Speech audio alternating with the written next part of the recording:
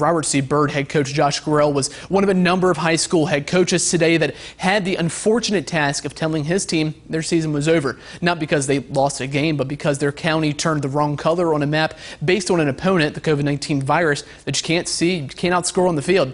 And having a season come to an end this way and in the postseason is a tough thing to have to explain. However, that's no longer the case. Just spoke with the WVSS-AC, who said that the top 16 in each class will be set, and then any team in a county that is red or orange has until next Saturday for their county to improve to either gold or better. If they do that, they can play. Sunday's an option. If they can't do that, they can't play. Professional baseball is staying in Morgantown. Welcome inside the 12 Sports Zone. The West Virginia Black Bears will no longer be directly affiliated with the Pittsburgh Pirates, but they will now be feeding to all 30 Major League Baseball teams as part of the newly created MLB Draft League. Week 5 of the high school football season gets underway for most teams across the Mountain State here this evening, but that's for some, not all teams, unfortunately, as there are 4 games involving area teams this evening that were scheduled that will not be played and have been canceled. 2 of those were canceled on Tuesday evening, while 2 of those games were canceled today. Interesting, the setting that we'll be in this week, only about 250 fans or so, we're being told, will be allowed to be inside the gates here in Rachel, so it's going to be a very different atmosphere than we normally see at this game. AA All-State captain, a D1 college commit, and now the 2020 J.R. House Award winner. The accolades just keep rolling in for Fairmont Seniors Gage Michael. We really have to give it up for the high school athletes in our area that even though they didn't play this spring, were still able to earn a spot on a college roster. Any potential drama surrounding this tournament went out the window at about 8:45 this morning when Bernie Dolan delivered the news that AAA would play. It's the 12 Sports Zone 15-second Battle Bracket Challenge. 8 local athletes from 4 different sports are squaring off in a battle of the mind. Each will have 15 seconds to give as many examples of a category, and the winner of each battle will move on to the next round. We start with the Decker region with a pair of baseball standouts. Fruity Pebbles, Lucky Charms, Cheerios, Raisin Bran,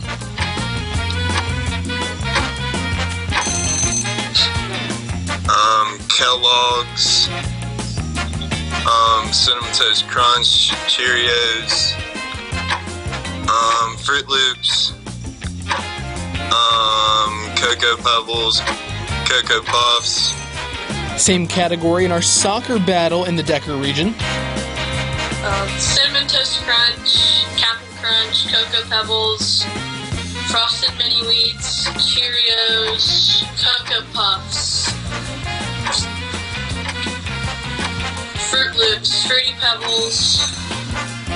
Pebbles, Cocoa Puffs, Cinnamon Toast Crunch, Cookie Crisp, Cheerios. Over in the Back and Stove region, we start with a battle of Marion County senior football players. Jameis Winston, Aaron Rodgers, Tom Brady, DK Metcalf, Julio Jones, Cam Newton, Kurt Luger,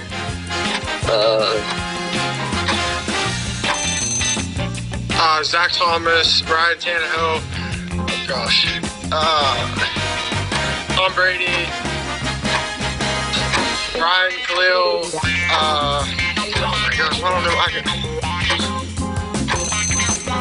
And we finish the first round on the hard court. Okay, LeBron James, Steph Curry, Anthony Davis, Paul George, the Leonard person, James Harden, Kevin Durant, LeBron James, Steph Curry, Kyrie Irving, John Wall, Klay Thompson, Draymond Green, Kevin Love. So here's a look at the results from the first round. Nick Stoniker moving on after beating Carter Patrick 5-4. Gabby Reep moving on with an 8-5 victory. Aiden Slusser defeating Zach Frazier 7-3, and Zach Snyder moving on after beating Ashton Boggs 8-6. Elkins, they pull off the upset. The Tigers not only pull the 16 seed over the 1 seed upset, but do it for their first ever playoff win. I repeat, first playoff victory in program history. A great night for the Tigers. It's surreal. It's a surreal feeling to be the only team in school history to win a playoff game. It's probably one of the biggest wins, if not the biggest win in school history. Yeah, it was huge. Just the energy from the team just kind of shows that it was huge. It's amazing, knowing that we've went further than, anybody in our past, history has went. It's amazing. That's just some of the ways to describe Friday night's 16 over 1 seed, 42-27, first ever playoff win for the Tigers, but it wasn't unexpected if you ask them. Since the minute that we stepped on the field, we thought that. Ever since film on Monday, we thought that. There was no doubt in my mind that we could win that game. As soon as we watched film on Monday, from there on, it's like, we got this. Ramirez scored 3 touchdowns in the win, including a 98-yard kickoff return for a touchdown.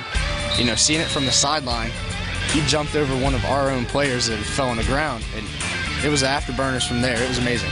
Elkins excelled in all 3 phases of the game, scoring on offense and causing turnovers like this when defense and special teams, including late in the game.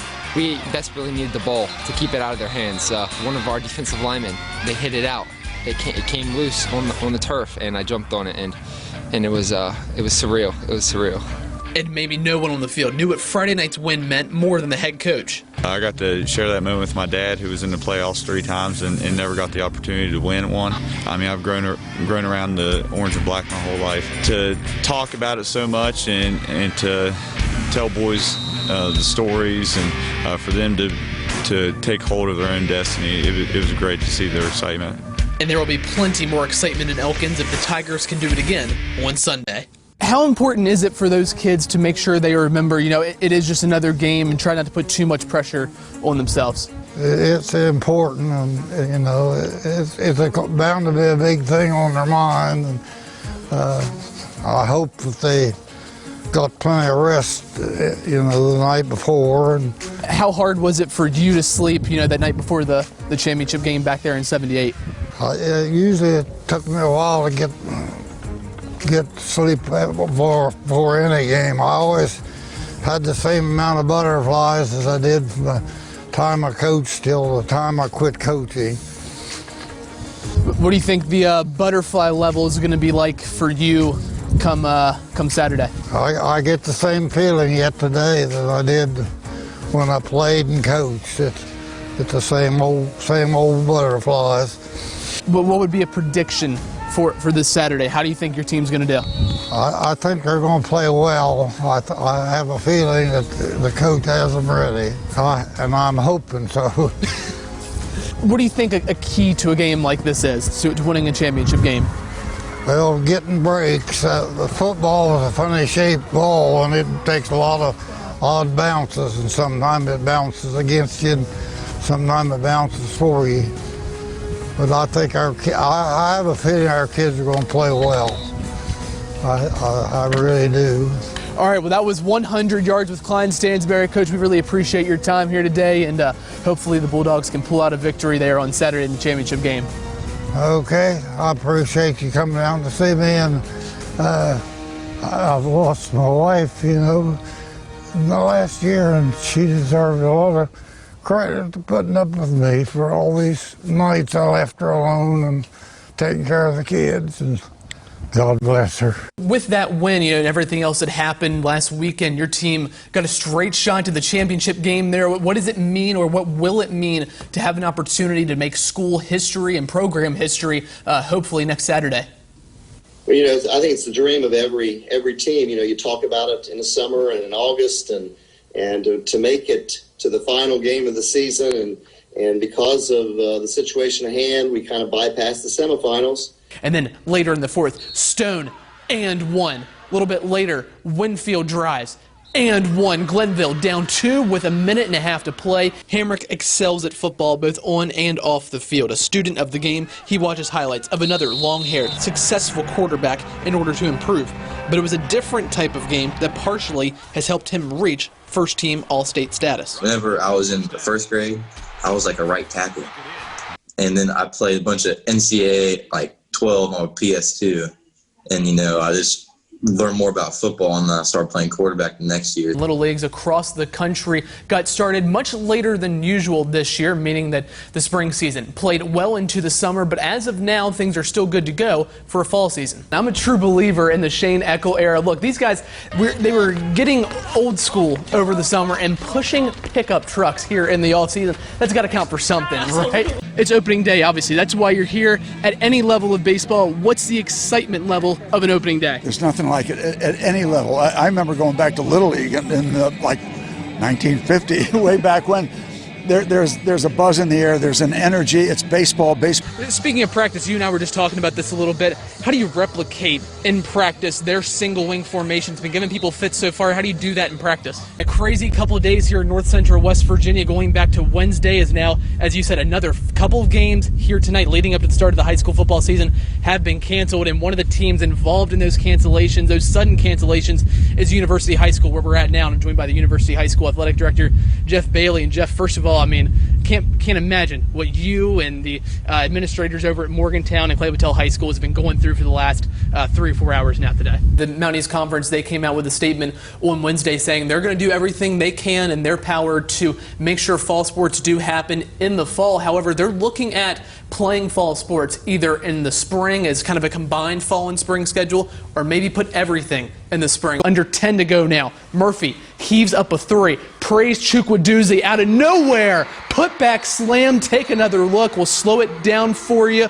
Coach Freeman. Look at that. Coming into this season with some momentum after turning things around last year. In fact, they ended a 13-game losing streak against these very same Grafton Bearcats last year. The way that things have gone so far this week, where we had it confirmed on Thursday night that those schools were good to play, and then today at 2 o'clock, the rug gets pulled out from under them. I mean, it's just that I think that's how things, unfortunately, might go for the next couple of weeks here until we get a good system in place. 3 high school football teams affected this evening. University High School, where I'm at now, they were about to get started on their way to Parkersburg South when this directive came down. Morgantown High School was supposed to play Bridgeport High in Morgantown as well, and Clay Battelle was on the way to Ohio when this came down. Robert C. Byrd and North Marion coming into tonight's game, both 5-2 on the year, but both looking for a big win, as each team has only beaten one other team with a winning record this year. Both actually happen to be Elkins. We learned on Wednesday that Virginia likely won't be having high school football at all this fall, and that directly impacts teams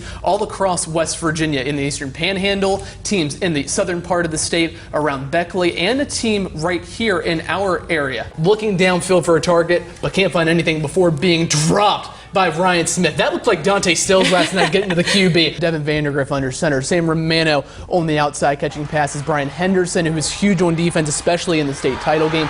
Joshua Jehowitz, Michael Watkins, and Jacob Eisner, just to name a few, and that's a lot of talent that Bridgeport's going to have to replace this year. Carson Winkie pretty emotional after his final game in his high school career, and saying that everyone doubted this team, didn't know if they would have the athletes to make up for the difference there, but I think it was said best on the sidelines, Bridgeport brought football players to this game. And then later on, in transition, Olivia Tollin behind the back to Bonamici and 1. Huskies up by 6 after 1. Today, we get into AAA, but Abby, AAA is going to look a little bit differently this year compared to years past, at least here locally. We're here in Fairmont, joined by Fairmont seniors Marley Washington. We're going to play some Around the World.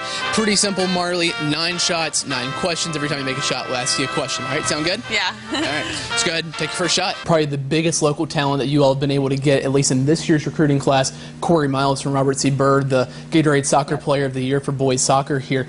What does getting a player like that both say about AB and kind of say about moving to the Mountain East Conference? Fireworks after the game, but here's one during the game. Auburn's Jake Randa all over that pitch. A 3-run blast for the son of former Pirates infielder Joe Randa. Irish down by 3. Jaden West, he fixes that, knocks down the triple. Final seconds of the first half, Kenzie Melko sizing up, pulls up and knocks down the shot. As time expires, he ties the game at 39 all. Doddridge County, that's the team I'm going to go with. I think they're going to be the top team once again here in our region in single A. Really, I mean, until someone knocks off the top dog, so to speak, I think you have to keep them as the top dog. He's going to take this one back to the house, and then look at the wave goodbye here from Cameron Rubenstein. There he is. Next Lewis County possession, pass tipped, and Cole there again. Back-to-back pick sixes for the sophomore. The Indians up big at the half, and they create Cruz. On Monday, the WVSAC, they announced some new rules, some guidelines, and also some recommendations that they're hoping teams follow